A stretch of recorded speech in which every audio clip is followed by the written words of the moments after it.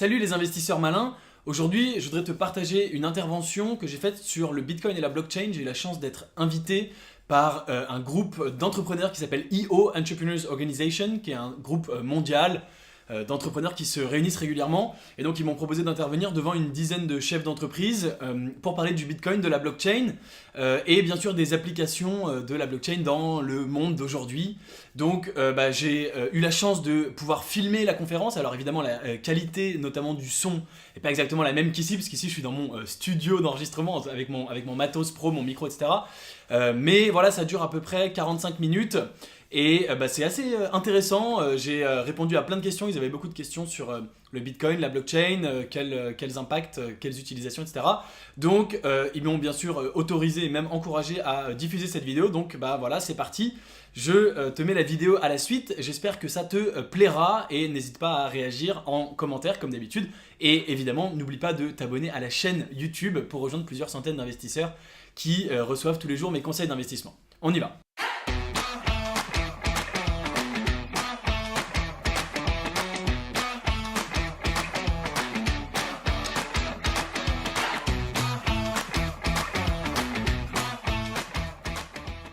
Très rapidement, je m'appelle Gabriel Jarosson, je suis investisseur dans les startups depuis quelques années, donc quand le monde de la blockchain nous est apparu, je m'y suis bien sûr beaucoup intéressé et j'investis aussi dans le secteur évidemment.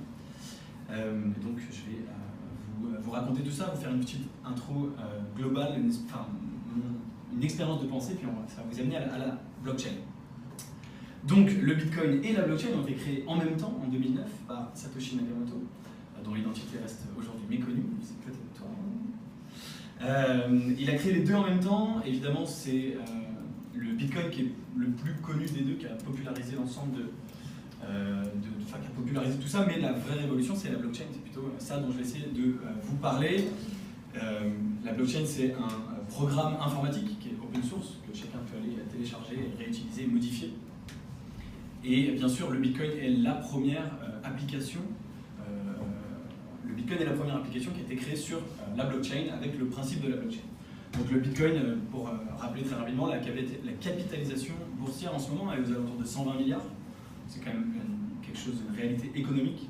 Elle est montée à 350 milliards à peu près en décembre, là, avant que ça se pète bien la gueule, comme vous avez peut-être vu. Et bien sûr, tout le monde s'y intéresse, les banques et tout le secteur financier, et même en dehors du secteur financier s'intéresse et au Bitcoin et à la blockchain. Donc c'est quelque chose de relativement intéressant et concret dans notre monde actuel et bien sûr sans aucune gouvernance, donc ça n'appartient à personne, il n'y a personne derrière tout ça, à part ce fameux Satoshi Nakamoto, mais comme il l'a mis en open source, tout le monde peut se l'approprier, le remodifier, etc. Voilà pour l'intro globale, le Bitcoin. Bon, je pense que vous avez quand même tous entendu parler du Bitcoin et de la blockchain. Je voudrais commencer par définir avec vous ce qu'est la monnaie. Qu'est-ce que la monnaie? Avant la monnaie, comment ça fonctionnait? C'était assez simple, c'était le troc. Donc c'est facile, toi tu coupes du bois, dans la forêt avec ta hache, et puis toi tu élèves des poules, et puis quand tu as faim, tu vas dire tiens, tu veux des bûches, moi j'ai faim, file-moi une poule, et en échange. Jusque là tout va bien. Mais évidemment, c'est pas très pratique. Si tu te dis mais moi j'ai déjà 400 bûches, j'en ai rien à foutre d'avoir une bûche de plus, et donc toi tu veux quand même manger, tu as faim tous les jours. Donc c'est pas très pratique. On invente la monnaie, donc un système tierce qui dit je vais te payer, et puis avec cet argent tu pourras aller chez le poissonnier, tu pourras aller acheter autre chose, construire ta maison, etc. Et comment on fait pour être sûr que cet argent a de la valeur dans un premier temps? Eh bien, on utilise des métaux précieux, on utilise l'or. C'est pas pour rien, bien sûr, que... Hello. C'est pas pour... Je viens de commencer. Ah bon bah. Voilà. Tu veux passer? Il y a une chaise. Ah non, merci. Donc c'est pas pour rien que le Bitcoin est qualifié d'or numérique, on y reviendra. On utilise l'or notamment, pourquoi? Parce que l'or a une valeur en tant que métaux précieux, en tant que métaux rares, et donc finalement, si je t'achète une bûche, une poule, et je te donne une pièce d'or et tu sais que cette pièce d'or, comme c'est de l'or, ça a de la valeur. Sauf que c'était pas très pratique. Il fallait créer beaucoup de pièces de monnaie, la monnaie en circulation, etc.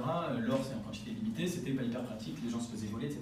Petit à petit, on passe à des pièces avec des métaux moins précieux, et puis arrive le billet.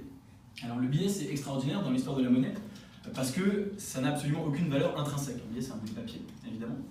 Donc ça vaut peut-être 1 centime. Or, un billet de 500 € aujourd'hui, vous ne considérez pas qu'il vaut 1 centime parce que c'est un bout de papier. Et encore, 1 centime, je suis gentil, vous considérez qu'il vaut 500 €. Donc pourquoi, finalement, quand vous allez acheter votre baguette de pain et vous payez, par exemple avec un billet de 20 €, et la boulangère va vous rendre une baguette et un billet de 10 €, un billet de 5 et des pièces. Pourquoi vous acceptez ce billet de 10 €? Eh bien, vous acceptez ce billet de 10 € parce que vous savez, pour deux raisons. Premièrement, parce que vous savez que vous allez pouvoir le réutiliser pour acheter quelque chose d'autre. Donc si vous avez faim, besoin primaire, se nourrir, se loger, voilà. Si vous avez faim, vous pouvez aller dans le magasin à côté avec ce petit bout de papier qui, en théorie, vaut rien, mais vous allez en fait pouvoir acheter quelque chose, acheter à manger. Donc, vous avez confiance dans cette monnaie, vous avez confiance dans ce bout de papier, vous avez confiance dans le fait que vous allez pouvoir l'utiliser. Donc, la monnaie, c'est la confiance. Ça, c'est la première brique. Et la monnaie, c'est une deuxième chose, c'est ce qu'on appelle le pouvoir libératoire, c'est-à-dire, finalement, dans quelles circonstances vous pouvez l'utiliser. Si je vous donne un billet de Monopoly, même si vous avez confiance, vous allez dans le magasin, vous n'allez pas pouvoir l'utiliser, vous n'allez rien pouvoir acheter avec votre billet de Monopoly. Donc c'est pas une vraie monnaie parce que ça ne sert à acheter rien du tout. Donc le pouvoir libératoire, c'est qu'on peut s'en servir pour acheter quelque chose. Donc pourquoi aujourd'hui le Bitcoin est devenu une monnaie? Eh bien tout simplement parce qu'il correspond à ces deux caractéristiques. Il y a un nombre suffisant de personnes qui lui font confiance et il y a un pouvoir libératoire. Donc on peut utiliser le Bitcoin pour acheter tout un tas de choses. On peut aujourd'hui utiliser le Bitcoin pour acheter des billets d'avion avec un site spécialisé dans ces billets d'avion. Il y a même un site internet qui permet de payer, de commander sur Amazon en Bitcoin. Donc avec Amazon, c'est quand même le plus grand retailer au monde. Et donc vous pouvez acheter tout et n'importe quoi. Donc c'est pas sur Amazon directement, c'est sur un site entre les deux, un intermédiaire. Mais vous payez avec vos Bitcoins et vous pouvez acheter absolument n'importe quoi, y compris de la nourriture. Parce que maintenant Amazon s'est mis à la nourriture. Il y a quand même 50 000 magasins au Nigeria qui acceptent le Bitcoin comme moyen de paiement. Donc c'est bien que les gens qui tiennent ces magasins ont confiance dans le fait qu'ils te vendent un objet qui leur appartient, qu'ils ont acheté probablement pas avec du Bitcoin, mais ils acceptent ça, donc il y a un pouvoir libératoire du Bitcoin, de la monnaie, avec une certaine confiance. Donc ça, juste pour petite intro, la monnaie, qu'est-ce que c'est? Le Bitcoin est donc devenu aujourd'hui une monnaie. Maintenant, je voudrais vous proposer donc une expérience de pensée qui va nous amener, qui va nous faire cheminer vers le concept de blockchain. Donc, imaginez que vous êtes éleveur de poules. On reprend notre belle éleveur de poules. Vous avez une poule et vous voulez la vendre. Et vous vous rendez à un endroit, au marché, et vous voulez la vendre à un client. Alors il y a deux cas, bien sûr, si vous la donnez à quelqu'un, là on n'a pas de problème, puisque ce n'est pas une transaction. Et donc si c'est votre beau-frère, votre mère, votre pote, tiens, voilà une poule, éclate-toi, bon appétit, ciao, c'est facile. Si vous la vendez, c'est un petit peu plus compliqué, parce qu'il faut bien sûr être sûr que vous avez l'argent en échange. Et donc, comment ça va se passer? Le processus est assez simple. Vous avez votre poule, vous avez le marché, hop. Là, il y a un client qui arrive, lui, il a de l'argent, puis vous lui donnez la poule, il vous donne l'argent. C'est assez simple, chacun repart de son côté. Et ce qui est important, c'est comment on fait pour savoir, une fois que la transaction est terminée, dans quel état on se trouve et qui possède quoi. Donc si ça se passe en physique, vous allez au marché, c'est assez facile. Au début, c'est vous qui avez la poule, tout le monde peut vous voir avec la poule dans les mains. Vous-même, vous savez que vous avez la poule dans les mains, vous la voyez. Et le client, il a l'argent, et puis vous les échangez, on peut vous voir, vous l'échanger, tiens, voilà la poule, tiens, voilà machin. Bon.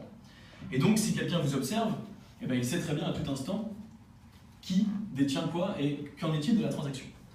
Maintenant, on fait la même chose, mais en ligne, en digital, en 2018.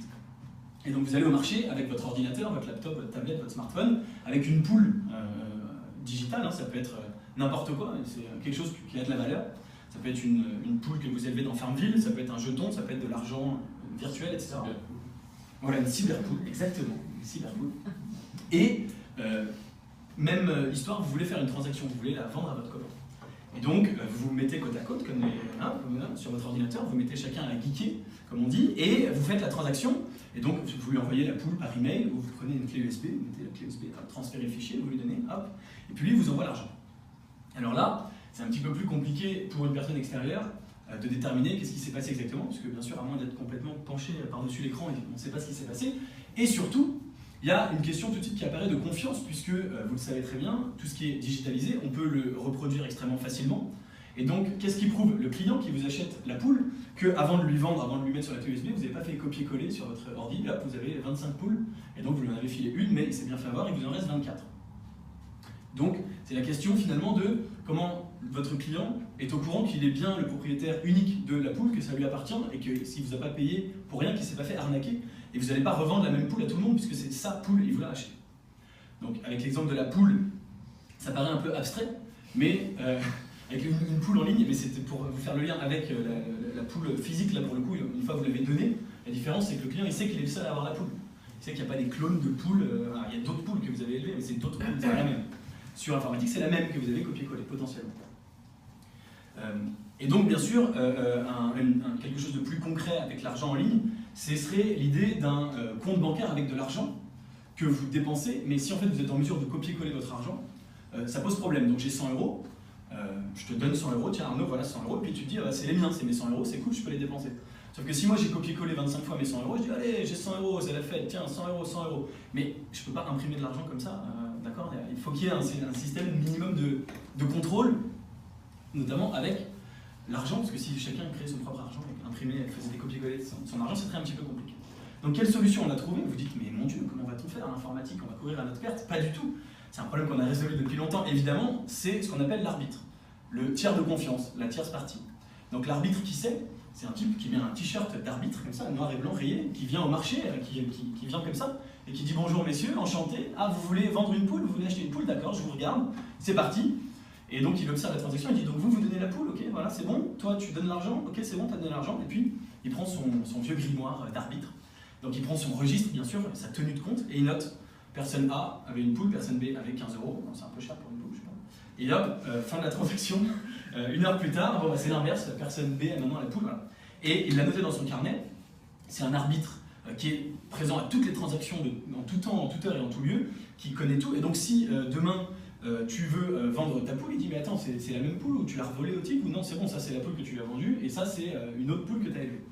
Donc avec l'ordinateur, en partie informatique, en partie digitalisée, un arbitre c'est donc quelqu'un qui viendrait effectivement vérifier que la poule que tu as copié-collée sur la clé USB pour la donner au type, tu n'en as pas fait 25 copies et que le lendemain, tu ne vas pas, il va dire mais attends, c'est la même poule, je la reconnais. Hein. L'arbitre il est très fort, il sait reconnaître les cyberpoules, il est incroyable. Et bien sûr, donc l'arbitre qui sait aujourd'hui dans le monde actuel, si on parle d'argent, c'est la banque.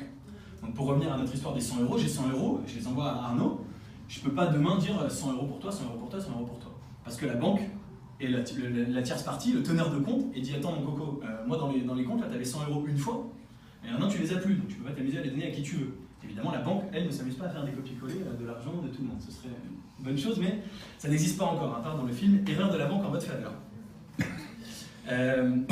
Donc ça, ok, ça fonctionne, ça existe, c'est le monde dans lequel on vit tous pré-blockchain, pré-crypto-monnaie, et ça fonctionne pas mal. Il y a quand même un petit problème. Le problème est le suivant, reprenons notre vendeur de poules, reprenons notre arbitre avec ses rayures, il rentre se coucher, il enlève son beau t-shirt, il s'endort. Et puis notre vendeur de poules, il est ultra malhonnête, vous l'avez compris depuis le temps, il essaie de copier-coller et tout, c'est un petit malin. Il crochette la serrure, il s'introduit chez notre arbitre, et puis pendant que l'arbitre dort, épuisé de sa journée, il gomme dans le carnet de registre, dans le carnet de compte, il dit ah, mais en fait, j'ai pas du tout vendu cette poule, je l'ai toujours, et puis d'ailleurs, on m'en a vendu 24 autres pour pas cher, etc., donc j'en ai plein. Et le lendemain, il vient faire sa magouille au marché, et l'arbitre regarde son carnet et il dit ah bah oui, c'est bon, il n'y a pas de souci, vous avez bien toutes ces poules, allez-y, éclatez-vous. À nouveau, le parallèle avec le monde d'aujourd'hui, c'est si vous hackez la banque, si vous vous introduisez dans le système de la banque, comme il y a un seul endroit, un seul teneur de compte, un seul registre, ça y est, je me suis mis à faire des allers-retours, pardon, ça va, vous suivez? Comme il y a un seul teneur de registre, si vous hackez cette banque, et que vous écrivez « Ah bah oui, j'avais 100 €, là j'ai 0, mais en fait on va s'amuser, on va rajouter quelques zéros, j'ai 1 million d'euros. » Le lendemain, tu t'amuses à dépenser 100 €, 100 €, tiens, vas-y, c'est la fête, et la banque regarde, dit bah « Oui, pas de souci, vous avez 1 million d'euros, éclatez-vous. » Bien sûr, dans le monde d'aujourd'hui, les banques sont relativement difficiles, voire impossibles à hacker, et notamment parce qu'elles travaillent extrêmement dur là-dessus, ça représente des budgets énormes, des équipes de cybersécurité, voilà, je te vois faire moyen, donc je suis ravi. Ce qui est important, c'est que premièrement, bien sûr, les grandes banques des grands pays modernisés... Pardon ? Elles ne l'avoueront pas. Voilà, elles ne l'avoueront pas. Effectivement, déjà, elles ne l'avoueront pas. Et puis, si on parle de JP Morgan, la SOG, ok. Mais imaginez la petite banque au Venezuela, au Kenya, avec 25 salariés, dont un développeur informaticien. Là, pour le coup, la sécurité, c'est pas forcément évident. Et de toute façon, même en admettant que toutes les banques soient inviolables, ce qui n'est effectivement pas le cas, c'est d'un point de vue philosophique, dire que c'est potentiellement possible. C'est-à-dire que, et y compris quelqu'un à l'intérieur même de la banque, qui s'amuserait à magouiller en disant « Mais moi, je suis patron de la banque, si je me rajoutais des zéros. » Lui, c'est le patron, il fait ce qu'il veut. Donc théoriquement, c'est possible. Même si, encore une fois, effectivement, on n'entend pas, on ne croise pas tous les gens des jours qui disent « Ah, mais moi, j'ai pas besoin de travailler, je vais à la banque tous les mois, puis je me mets... » Ça n'existe pas, en tout cas en France, mais ce serait potentiellement possible. C'est-à-dire qu'ils viennent pas te voir pour lire. Voilà, exactement. A priori, ils ne s'en vendent pas trop. Ils ne sont plus en France. Ouais, ils ne sont plus en France, ils sont bas. Donc c'est là qu'intervient évidemment notre ami la blockchain, pour ceux qui suivent. Et la blockchain, c'est une réponse à ce problème, qui est plus un problème théorique, philosophique qu'un problème réel, mais quoique, on l'a vu. La blockchain, c'est l'idée de dire que ce petit livre de tenue de compte que notre arbitre avait, donc on peut imaginer, si on prend l'exemple d'une banque, c'est en fait un fichier Excel avec écrit Monsieur A, tant d'argent sur son compte, Monsieur B, tant d'argent sur son compte, Monsieur C, comme ça, avec tous les clients. Eh bien, au lieu qu'il soit stocké à un seul endroit, dans les coffres-forts de la banque, sur le serveur ultra sécurisé et inviolable, eh bien, on va en donner une copie à tous les utilisateurs du réseau. Donc, c'est comme si, demain, la banque venait sonner chez toi et te disait, tiens, on va te confier ce petit carnet de compte là, c'est toutes les transactions de tous les gens en France, de tous les temps, hop, garde-le, c'est de façon safe et le donner à tout le monde. Sauf que, à chaque fois qu'une nouvelle transaction a lieu, à chaque fois que quelqu'un veut dépenser de l'argent, vous allez chez la boulangère et vous payez votre baguette 1,50 €, eh bien, avec la blockchain, bien sûr tout ça se passe informatiquement, c'est pas un vrai papier, un vrai livre que vous devez consulter, mais avec la blockchain, informatiquement, on va venir consulter l'ensemble des nœuds, l'ensemble de tous les ordinateurs qui détiennent cette copie, et on va leur dire, est-ce que vous êtes bien d'accord que Arnaud a bien 1,50 € sur son compte et qu'il peut bien acheter une baguette, ou est-ce que c'est des conneries, du hacking, est-ce qu'il l'a inventé son 1,50 €, est-ce qu'il l'a copié-collé? Et seulement si l'ensemble des ordinateurs du réseau disent oui, c'est bien ce que j'avais noté, seulement à ce moment-là, la transaction est validée. Ça a un intérêt absolument énorme. C'est l'ensemble. C'est l'ensemble des nœuds du réseau, voilà, absolument. Alors, il faut un consensus, c'est-à-dire que tu n'es pas obligé d'avoir tous les ordinateurs du réseau connectés, il faut un nombre suffisant d'un point de vue pratique. Mais c'est des centaines de milliers de nœuds différents qui doivent se mettre d'accord. L'avantage absolument énorme de ça, évidemment, c'est que si notre ami Arnaud a triché, on va le voir tout de suite, parce qu'on va dire attends, ça marche pas du tout, là, dans les comptes, il n'y a pas écrit ça. Mais bien sûr, un tricheur, un bon tricheur, il va essayer d'aller magouiller, d'aller changer ses registres. Mais on rend le hacking impossible juste par le fait de la multitude, c'est-à-dire qu'il faudrait qu'il aille hacker des centaines de milliers ou des millions d'ordinateurs qui ont chacun cette copie et qu'il aille à chaque fois modifier cette information, et donc des ordinateurs dont il ne connaît même pas la liste. Il y en a un nombre absolument énormissime, potentiellement infini, enfin en tout cas tous les gens qui veulent se connecter. Donc ça c'est le principe de la blockchain en général, c'est donc open source et réutilisable. Ça rend du coup le système absolument inviolable, c'est ce qui fait sa caractéristique principale, et sur cette blockchain on peut construire un certain nombre de programmes. Donc le programme le plus connu est évidemment le Bitcoin et ouais. Juste sur le concept, il y a peut-être un truc que j'ai pas compris, mais qui tient le registre des gens qui ont le registre? Alors, personne ne tient le registre des gens qui ont le registre. C'est un programme open source sur lequel n'importe qui peut se connecter et n'importe qui apporte sa pierre au réseau, à l'édifice, et c'est entièrement décentralisé. Donc le système est le système en lui-même. Justement, il n'y a aucun registre centralisé en disant voilà la liste des ordinateurs. Sinon, ça ne marcherait pas, ça rendrait le truc à nouveau hackable et ce serait un problème. Donc c'est un programme informatique qui arrive à en lui-même être un réseau circulaire complètement autogéré, autosuffisant. Et donc, dans le cas du Bitcoin, il y a ce qu'on appelle les mineurs. Toutes les crypto-monnaies, toutes les blockchains ne sont pas tout à fait équivalentes, mais les mineurs, ce sont ceux qui maintiennent, qui valident le réseau, justement. Donc, comment ça fonctionne? Eh bien, ce sont des gens donc n'importe qui peut devenir mineur, peut aller télécharger le code et dire voilà, moi je participe au réseau blockchain. Et à partir de ce moment-là, vous avez sur votre ordinateur une copie du registre dans l'état actuel.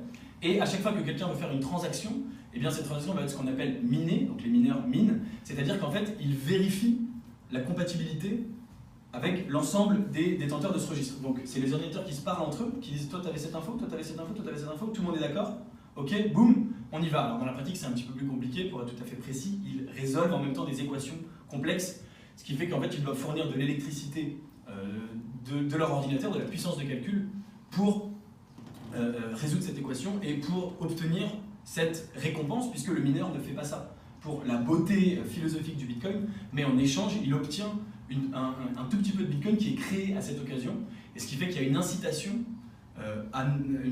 globale pour n'importe qui de venir maintenir ce réseau, de le faire fonctionner. Pourquoi il faut l'électricité? Tout simplement pour éviter qu'il y ait des gens s'il n'y avait pas besoin d'électricité, on pourrait imaginer des espèces de serveurs virtuels qui viendraient représenter l'ensemble du réseau de minage.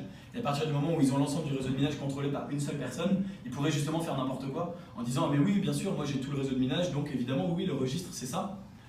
et donc manipuler le cours, manipuler l'historique, introduire des faux blogs, des fausses informations et se rendre eux-mêmes très riches.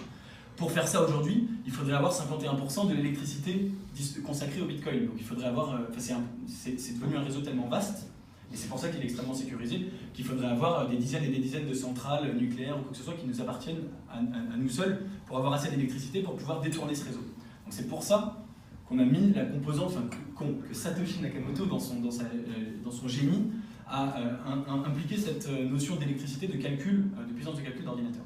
Mais pour répondre à ta question, ces ordinateurs qui résolvent ces calculs, avec le programme blockchain Bitcoin qui est open source, il est autogéré. Tu te connectes et tous les ordinateurs sont connectés entre eux dans le programme. Il n'y a personne qui tient un registre de voilà la liste des ordinateurs qui existent. Vous avez une question? Quand tu es mineur pour une blockchain, ouais. C'est pour une blockchain spécifique? Donc tu es mineur d'une blockchain Bitcoin, tu es mineur d'une blockchain assurance, tu es mineur d'une blockchain... Absolument. Alors, toutes les blockchains, donc ça me permet d'enchaîner avec... donc ça c'est pour le Bitcoin et toutes les blockchains sont différentes, donc je vais t'en parler dans un instant. N'importe qui peut l'être? N'importe qui peut être. Alors sur le Bitcoin, oui. Demain tu peux créer ta blockchain et dire moi ma blockchain elle a un certain nombre de règles et les règles c'est qu'il n'y a que moi et mes potes qui sont mineurs et les autres c'est mort. Donc il y a des blockchains publiques, des blockchains privées. Encore une fois, la blockchain c'est open source, chacun peut le modifier, faire ce qu'il veut. Si tu veux faire une blockchain sur laquelle chaque bloc miné correspond à un petit chaton avec des oreilles virtuelles comme un Tamagotchi, ça existe, ça s'appelle CryptoKitties, tu as le droit. Et ça sert à rien, mais il y a des gens qui dépensent des millions pour avoir des chatons sur la blockchain. Donc tu as le droit de faire ce que tu veux. Sur le Bitcoin, c'est public, n'importe qui peut venir, donc là tu ouvres tu prends ça, ou n'importe, tu télécharges, tu vas sur Bitcoin, tu télécharges et tu deviens mineur. Ce qu'il faut savoir, c'est qu'aujourd'hui, ça va te coûter plus cher en électricité que ça va te rapporter en Bitcoin. Donc c'est vraiment, pour le coup, pour la beauté philosophique du truc, mais tu vas perdre de l'argent. C'est uniquement rentable dans les endroits où l'électricité est très très peu chère, en Chine, sous les barrages, et en Islande, en Finlande, dans les pays où il fait très très froid, parce qu'en fait, c'est des serveurs qui chauffent, et donc quand il fait très froid, il n'y a pas besoin de payer pour les refroidir. Donc pour ce qui est du Bitcoin, il y a un certain nombre de règles qui ont été établies, des règles très précises.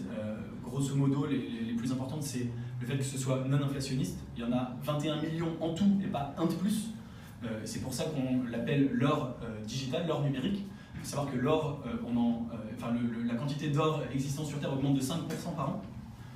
Quand j'ai découvert ça, j'étais assez halluciné, je pensais que c'était beaucoup moins. Mais tous les ans, on cherche encore de l'or, on en trouve encore, donc il y a 5% d'or en plus.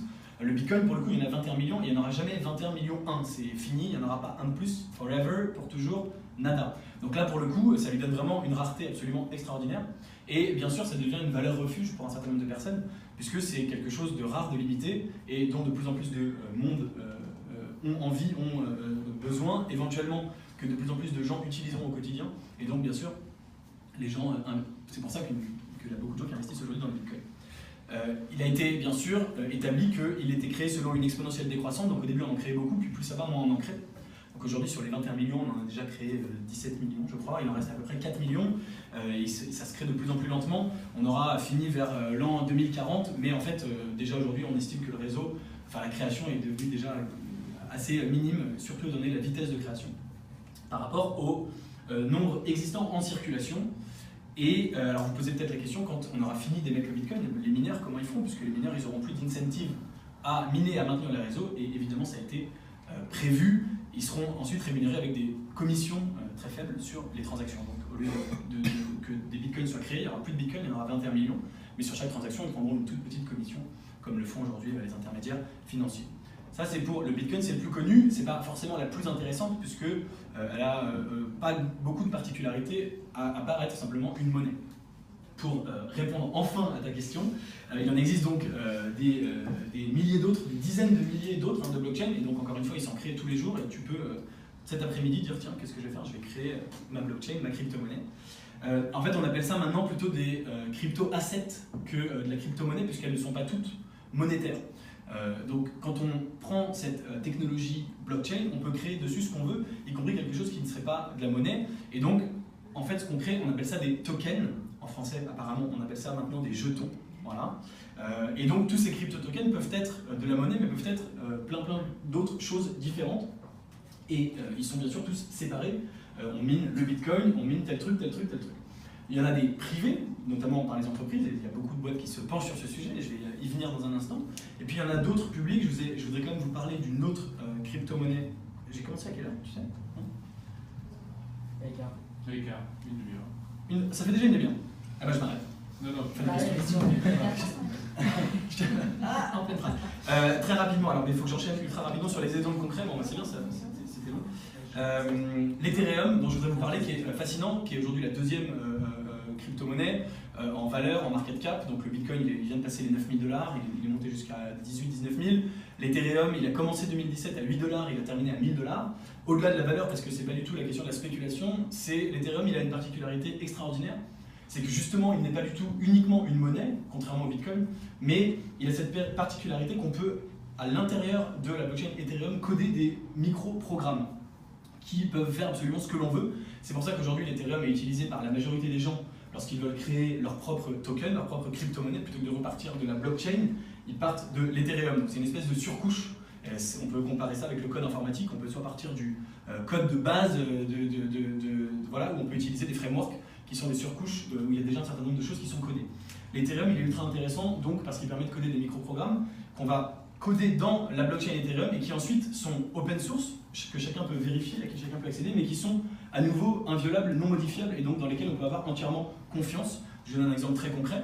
On peut très facilement coder sur la blockchain Ethereum une loterie, c'est ultra facile, ça prend 1 heure, où on dit, bah voilà, chacun participe, chacun envoie de l'argent, le ticket minimum d'entrée il est de 1 000 €. Quand on a eu 1000 participants, eh ben on a 1 million d'euros, un pool global, et on va décerner un prix de 900 000 € à une des personnes tirées au hasard, et puis nous bien sûr on se rémunère de 100 000 € parce qu'on est une entreprise, on ne fait pas ça pour la beauté des yeux, et ce qui est ultra fascinant c'est que ça, ce code, on peut le créer, on le met sur la blockchain Ethereum, et donc c'est entièrement open source, chacun peut aller vérifier, peut aller voir en disant attends, comment c'est codé, est-ce que c'est bien tiré au hasard, est-ce qu'ils vont pas partir avec mon fric, est-ce qu'on est sûr que tout va bien? Oui, j'ai vérifié, c'est dans le code, est-ce qu'il peut le modifier derrière et que je peux me faire avoir? Non, c'est impossible, et donc on peut en toute confiance utiliser cette loterie, on sait qu'il n'y a aucune possibilité de magouille. Aujourd'hui, comment on fait pour la loterie? Eh bien, on a une confiance aveugle dans la FDJ en France.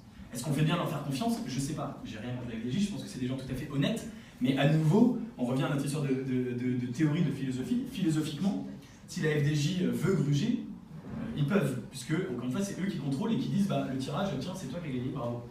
Là, dans le code Ethereum, on sait que c'est entièrement aléatoire informatiquement et que c'est absolument inviolable. Voilà. Quelques exemples concrets, 3 minutes.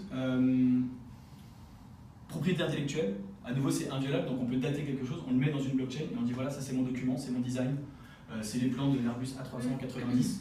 Et donc si en procès on vous dit mais pas du tout, vous avez menti, vous n'étiez pas propriétaire, vous dites ah regardez, blockchain, 15 février 2018, c'est dedans, c'est inviolable, donc vous voyez bien que j'avais cette propriété intellectuelle. Et sur ce sujet inviolable, il y a quand même eu récemment des petits problèmes en Asie où il y a eu un hacking de 500 millions sur... Alors, ce qui est évidemment il y a des gros... un acteur il y a des gros problèmes de hacking.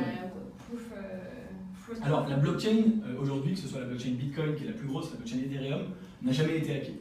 C'est ce qu'on appelle le plus gros bug bounty du monde, puisque comme je l'ai dit tout à l'heure, le Bitcoin c'est 120 milliards, donc si tu arrives à hacker le Bitcoin, tu gagnes 120 milliards, bravo, c'est plutôt un beau prix. Mais qui a hacké les 500 millions, j'ai l'impression qu'on n'arrive toujours pas à trouver la trace de ces 500 millions. Oui, on n'arrive pas à trouver la trace. Donc, encore une fois, la blockchain, elle, est inviolable. Enfin, jusqu'à présent, ça n'a pas été. Ça ne veut pas dire que ça ne le sera jamais. Aujourd'hui, il n'y a jamais personne qui a réussi. Il y a beaucoup de gens qui essayent. Ce qui est hacké en général, c'est ce qu'on appelle les exchanges.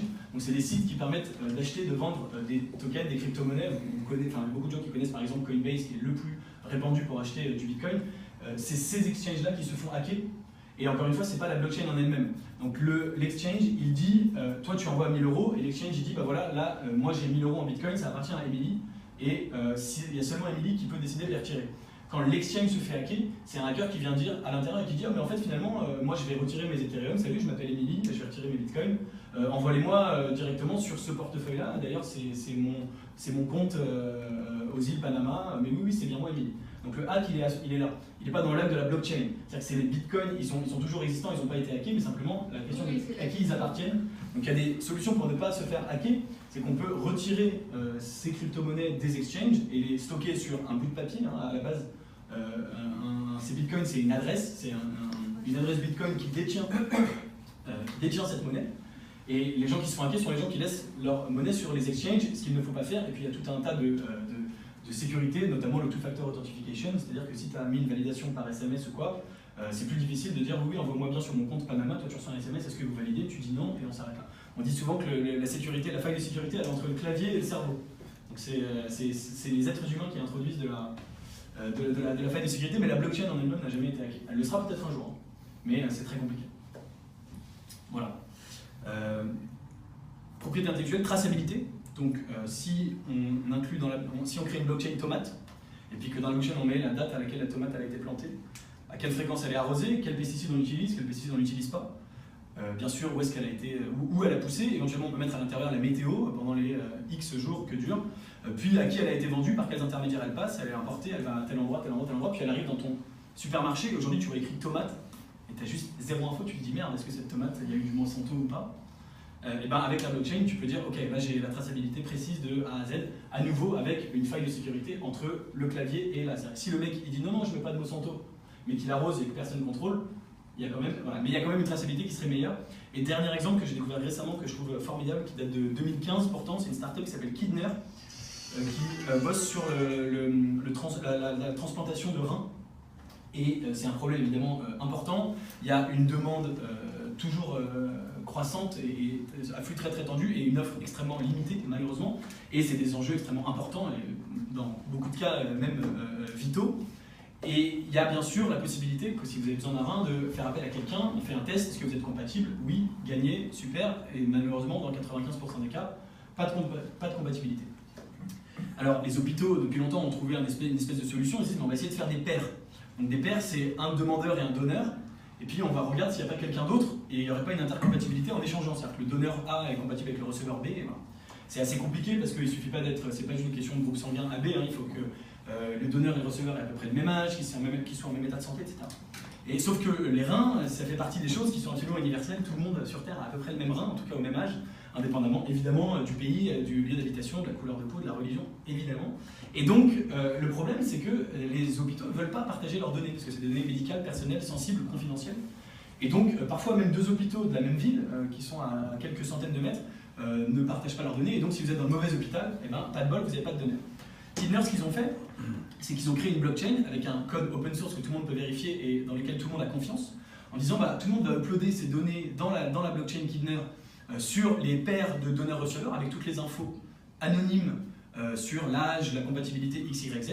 Et quand on a un match, et seulement quand on a un match, on redescend les infos, on les décrypte, et là on révèle l'identité. Ce qui fait que les hôpitaux sont complètement à l'aise avec l'idée de uploader leurs données parce qu'elles sont safe, ils peuvent même vérifier dans le code informatique que personne n'y a accès, ni même les fondateurs de la société Kidner n'y ont pas accès. Et lorsqu'il y a un match, bah pour le coup, ça sauve des vies et c'est formidable, tout le monde est heureux. Et voilà. C'est la même. Ouais. Ah non, juste uploader de l'information dans une blockchain, c'est quelqu'un qui fait ça manuellement, genre... Ça peut être fait manuellement, ça peut être, si tu as 1 million de patients, tu peux écrire un programme pour le faire. Et donc tu demandes à chaque patient de remplir un questionnaire et ça rentre automatiquement dans la blockchain. La plupart des hôpitaux, ils ont un système informatique avec ces données-là, qui sont sécurisées. À nouveau, ça pose toujours le même problème, c'est que si quelqu'un vient hacker l'hôpital, il a accès à tes infos. Donc si l'hôpital il a 1 million de patients, je ne crois pas qu'il va s'amuser à le taper à la main, il a son système informatique, il le relie d'une façon ou d'une autre. Alors, il y a sûrement des développements spécifiques à chaque fois, mais ils doivent utiliser tous les mêmes logiciels, j'imagine. De gestion d'hôpitaux et de gestion peut-être de dons d'organes, je ne sais pas s'il y a des logiciels spécialisés là-dedans, peut-être, probablement. Et donc ça se connecte et on envoie l'info. Ok. J'ai une question par rapport au coût des transactions. Comme il y a un nombre croissant, voire une croissance exponentielle des transactions sur les crypto-monnaies, est-ce qu'il n'y a pas un coût croissant des transactions, justement, parce qu'il faut tout stocker, tout enregistrer, et du coup c'est de plus en plus compliqué de vérifier? Absolument, ça c'est une excellente question. Il y a effectivement ce problème et il y a aussi une solution, donc tout va bien. En fait, donc pourquoi ça s'appelle blockchain, c'est que c'est une chaîne de blocs et qu'à chaque fois qu'on inscrit une nouvelle transaction dans la blockchain, je reviens un petit peu en arrière, à chaque fois que les mineurs inscrivent une nouvelle transaction, ils vérifient tout et ils créent ce qu'on appelle un bloc. Et en fait ce bloc, c'est l'intégralité de toutes les transactions depuis le début, depuis la première transaction blockchain, depuis 2009. Donc c'est un truc qui s'alourdit au fur et à mesure. Et commence à s'alourdir assez sérieusement, parce qu'il commence à avoir un gros paquet de transactions, et ça crée effectivement des problèmes de scalabilité, et bien sûr, du coup, c'est pas du tout efficace d'un point de vue énergétique, parce que ça demande de plus en plus d'informations, de plus en plus de calculs, etc., de stocker tous ces blocs. Et effectivement, la demande augmente. Alors, il y a même des moments où donc il y a des commissions aujourd'hui, en plus des bitcoins qui sont minés. Déjà aujourd'hui, un certain nombre d'exchanges prennent des commissions. Et notamment certains moments où c'est embouteillé. Et donc une transaction bitcoin, ça prend quelques minutes. Mais on est monté jusqu'à plus de 24 heures. Où en fait, il y a un nombre d'ordinateurs aujourd'hui de gens qui minent qui ne sont pas assez suffisants. Tu devrais peut-être t'y mettre. Et donc ils disaient, mais on ne peut pas traiter toute la demande. Et ce qu'ils faisaient à ce moment-là, c'est que c'était tout simplement ceux qui veulent être traités en priorité mettent une commission plus chère. Et si tu mets la même commission que tout le monde, qui est assez faible, t'attendras. Et donc c'est un peu compliqué parce que pour tout ce qui est encore une fois dans le digital, si ton argent il arrive que demain, tu fais un paiement en bitcoin, comment le site web qui t'a vendu un truc en bitcoin, il peut être sûr que c'est du vrai argent et que ta transaction ne va pas être refusée parce que justement, il y a des gens qui peuvent profiter de cet engorgement. Donc effectivement, c'est en théorie un problème. Il y a une solution absolument génialissime, élégante, qui a été créée, qui va être déployée en 2018, qui s'appelle le Lightning Network. Donc sur la blockchain Bitcoin, là on ne parle pas de blockchain en général, on parle de la blockchain Bitcoin. Encore une fois, on peut créer des blockchains, il existe plein d'autres blockchains où les transactions sont beaucoup plus rapides, notamment parce que chaque bloc n'a pas l'ensemble des historiques de transactions. Donc il y a des blockchains extrêmement légères, où les transactions se font instantanément, il n'y a pas besoin de beaucoup d'ordinateurs, etc. Pour le Bitcoin, qui est quand même la principale aujourd'hui, le Lightning Network, donc il est en cours de bêta-test. Je précise, il a été développé par des gens de façon absolument volontaire. Le Bitcoin, il appartient à personne, donc c'est le Bitcoin Core, c'est des gens qui ont trouvé ce machin sur Internet, qui ont dit c'est génial, on y croit à fond, on va essayer de donner de notre temps, de notre énergie pour l'améliorer, pour le rendre scalable, etc. Mais c'est bien sûr un consensus, il faut que tout le monde soit d'accord, c'est un système 100% démocratique et personne ne prend de décision. Ce système il est assez élégant, donc il devrait fonctionner, être implémenté, donc il permet en fait de créer, d'avoir des transactions en dehors de la blockchain. Donc concrètement, le Lightning Network, il permet de créer une espèce de feuille de compte unique entre toi et moi. C'est Karim, c'est ça? Voilà. Entre Karim et moi, on crée une feuille de compte et on dit, voilà, on va créer une feuille de compte. Karim, c'est mon boulanger, et voilà, t'es boulanger maintenant. Et moi, je suis acheteur de baguettes et j'y vais tous les jours. Et plutôt que de tous les matins faire une transaction d'1,50 € avec 1 €, ouais, tu préférais les poules, plutôt que de faire une transaction d'1,50 € avec 1 € de commission, on va créer une feuille perso. Moi, je mets 100 € dessus, lui, il met 0 €. Et puis, tous les jours, à chaque fois que je vais aller acheter mon pain, au lieu de faire une transaction dans la blockchain, de le faire passer par l'ensemble des ordinateurs, de faire valider, est-ce que t'es pas un voleur, est-ce que machin, c'est ultra compliqué, lourd, complexe et que ça prend du temps, eh bien, on va faire une transaction juste sur notre petit papier à nous. Donc, on est hors blockchain, on a créé ce petit programme, et donc je paye avec mon portable, hein, c'est un programme informatique à nouveau. Et donc, le premier jour, je paye 1,50 €, il me reste 98,50 €, le deuxième jour, je paye, il me reste 97 €, puis je paye comme ça, pendant des mois et des mois. Et seulement à la fin, quand on arrive à zéro, Karim me dit, mais moi je veux récupérer mon argent, maintenant je veux récupérer mes bitcoins, parce que c'est bien mignon cette petite feuille de compte, mais moi j'ai rien touché.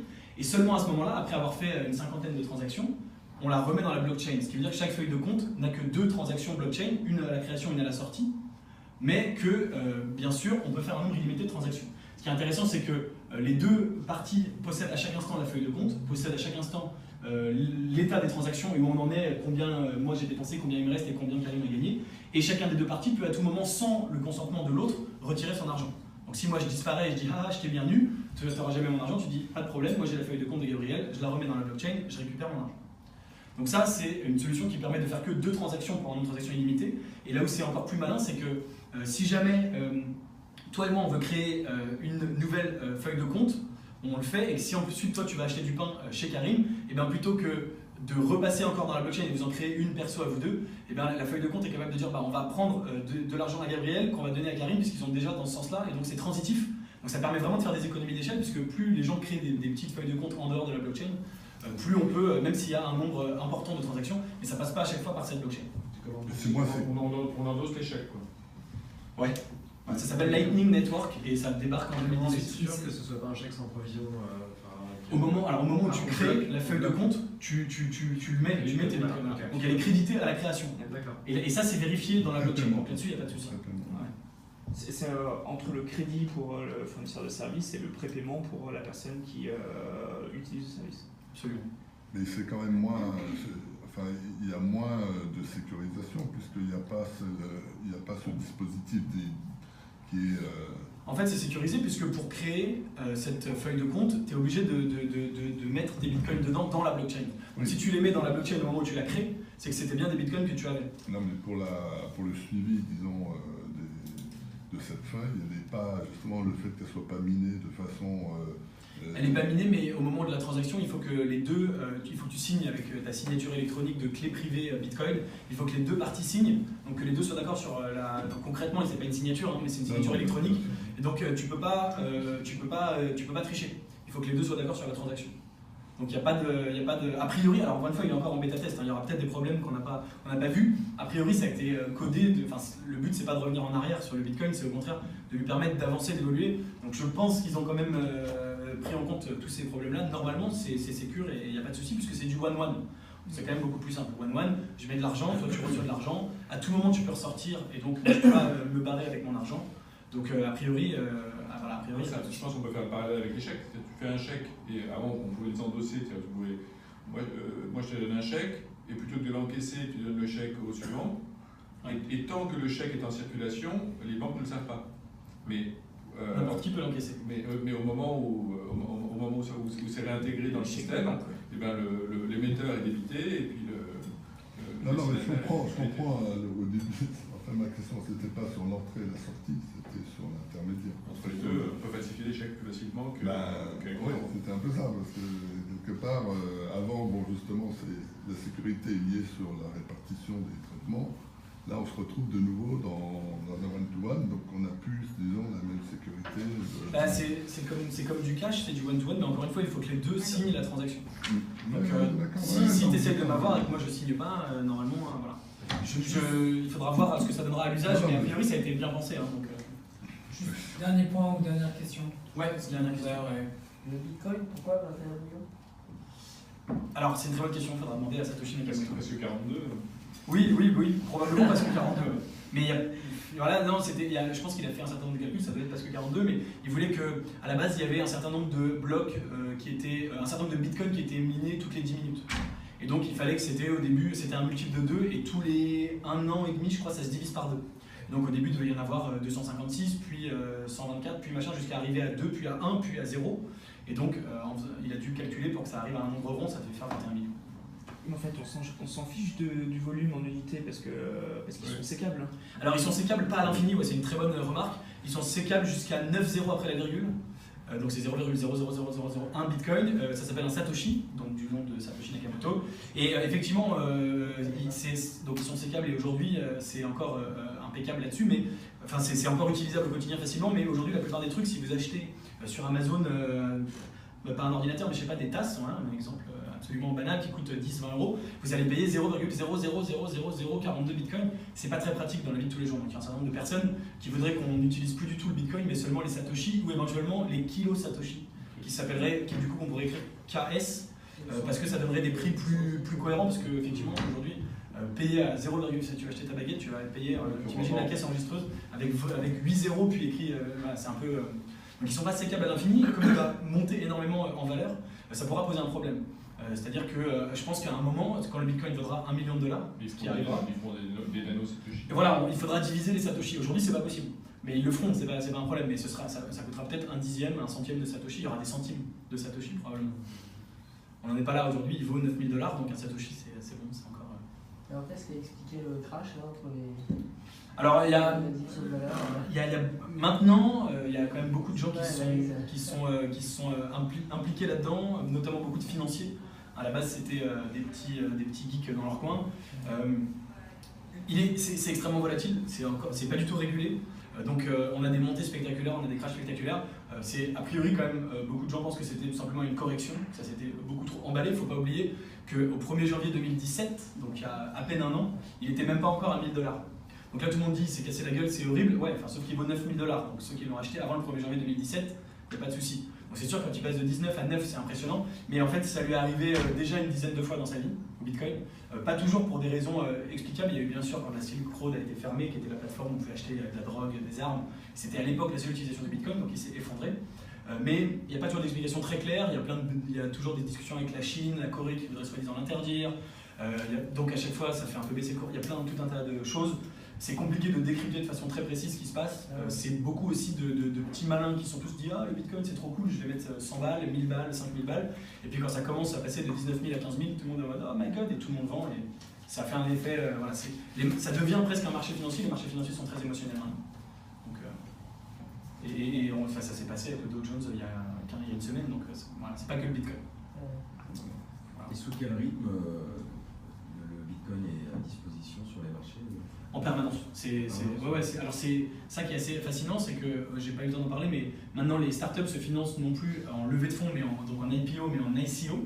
Donc ICO, c'est au lieu de vendre des actions, on crée ses propres tokens, ses propres jetons et on les vend. Et ce qui est extraordinaire, comme le Bitcoin, c'est que du coup c'est un marché d'equity, d'investissement 100% liquide. On peut sortir à tout moment, contrairement. Enfin, alors en bourse on peut sortir à tout moment, mais moi je fais de la startup, on sort jamais en startup. Donc c'est un avantage absolument énorme et ça entraîne du coup, par la même occasion, beaucoup de volatilité. Il y a des gens qui s'amusent à trader le Bitcoin toutes les 5 minutes, qui regardent ah ça a pris 1%, j'achète, machin, voilà. Donc c'est en permanence et c'est 24 sur 24, 7 jours sur 7. Donc il y a des gens qui deviennent un peu fous avec ça. Et qu'est-ce qui fait justement la valeur de la Bitcoin? Qu'est-ce qui fait sa valeur? Parce que... Deux choses que j'ai dit dans mon introduction, la confiance. Non, mais je veux dire, la valeur d'échange, qu'est-ce qui fait qu'il vaut... Ah, c'est le marché. C'est le marché. C'est l'offre et la demande. Ouais, oui, non, mais c'est en dehors du système, finalement, c'est une transaction entre moi et toi. Mais tu l'achètes avec des vrais euros, du coup. Pardon? Tu l'achètes avec des vrais euros aussi. Oui, c'est l'argent entrant dans le système. Oui, mais qui décide? C'est le market, il y a des market makers, c'est des plateformes qui font se rencontrer l'offre et la demande. Comme qu'est-ce qui fait le prix de l'action Total aujourd'hui? C'est à quel prix il y a un vendeur d'action Total, à quel prix il y a un acheteur d'action Total. Oui, c'est en dehors, c'est une place de marché en dehors du système lui-même. Enfin, c'est des centaines de places de marché qui sont toutes en accord. Il y a des market makers entre les places de marché qui jouent sur les différences. Il y a des pays où parfois le Bitcoin, on peut l'acheter jusqu'à 5 ou 10% moins cher parfois. Notamment en Asie. C'est pas une valeur intrinsèque, c'est ça que je dis. Mais ça tend à se diminuer. De même que l'or, au départ, il était sûrement pas vendu en l'an 1500 au même prix aux États-Unis, chez les Indiens et les machins, qu'en Europe. Mais petit à petit, avec un monde informatisé, instantané comme aujourd'hui, il y a quasiment plus d'écart maintenant, tous les. Ils se mettent à peu près. Mais on a regardé ce matin avec Arnaud en arrivant et sur son portable et le mien, on n'avait pas tout à fait le même prix, à quelques dollars près du Bitcoin. Ça dépend aussi là où on prend son information. Il y a une différence de 5 $, sur 9000, c'est pas énorme. Les places de marché.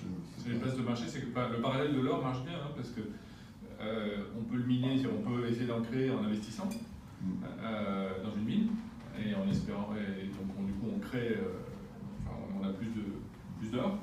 Et sinon, après, il y a des places de marché où les gens qui achètent, qui veulent en acheter, qui veulent en vendre, et tu discutes des prix. Et à un moment donné, Amsterdam, c'est pas forcément le même prix qu'à Paris. C'est comme le Forex. Oui, c'est le Forex. C'est une monnaie. Alors le Bitcoin, il y en a d'autres qui ont plein d'autres utilisations. Le Bitcoin, à terme, sera plus du tout intéressant à trader pour faire des plus-values, à mon avis, parce que c'est une monnaie. Donc il sera intégré dans le marché Forex. Et donc aujourd'hui, pour se faire du fric, on n'a pas trop intérêt à trader l'euro-dollar. C'est pas hyper... Enfin, il y a des gens qui se font du fric avec ça, mais c'est pas le truc le plus excitant et où il y a les plus de variations.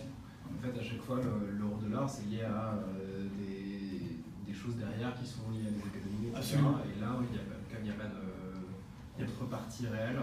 Il y a pas de pays, il y aura toujours des différences, même le jour où ce sera une monnaie aussi grosse que l'euro, que le dollar, sur des effets d'annonce. Voilà, le jour où la Chine a dit on interdit le Bitcoin, ils sont revenus en arrière évidemment, le Bitcoin a baissé. Donc même quand ce sera intégré dans le Forex, là, il y aura des trucs à faire. Mais ce sera pas, à terme, le Bitcoin c'est uniquement une monnaie, donc au final tout le monde s'excite dessus et il a encore probablement un gros potentiel. Moi je pense qu'il sera à $1 million un jour, donc aujourd'hui à 9000 il y a encore un beau voilà. Mais à terme en 2150, en 2500, probablement que le Bitcoin ce sera devenu un truc chiant à mourir, comme aujourd'hui le yen, on n'investit pas dans le yen. Enfin, moi je connais des personnes qui investissent dans le yen en se disant je vais être riche. Voilà. Peut-être qu'on a gagné 3%, mais. Voilà. Et encore 3% sur le yen, je pense que c'est pas tous les jours. Merci. Voilà, merci d'avoir suivi cette conférence. J'espère que ça t'a plu. Si tu es encore là, bravo, tu as suivi jusqu'au bout, tu n'as pas décroché. Je pense que tu fais partie des rares qui ont suivi jusqu'au bout. Tu sais, les gens sur Internet zappent et ne regardent pas en général jusqu'au bout, donc bravo. N'oublie pas simplement de me dire en commentaire ce que tu en as pensé, ce que tu as pensé de cette conférence. Si tu as des remarques, des suggestions, des questions, n'hésite pas à me les partager. Bien sûr, n'oublie pas de t'abonner à la chaîne YouTube pour recevoir tous mes conseils d'investissement, toutes mes vidéos dès que je les publie. Et bien sûr, tu es également libre de recevoir en complément de cette vidéo mes critères d'investissement gagnants avec le lien qui se trouve juste en dessous de la vidéo, juste dans la description. Je te dis à très bientôt pour une prochaine vidéo. Salut!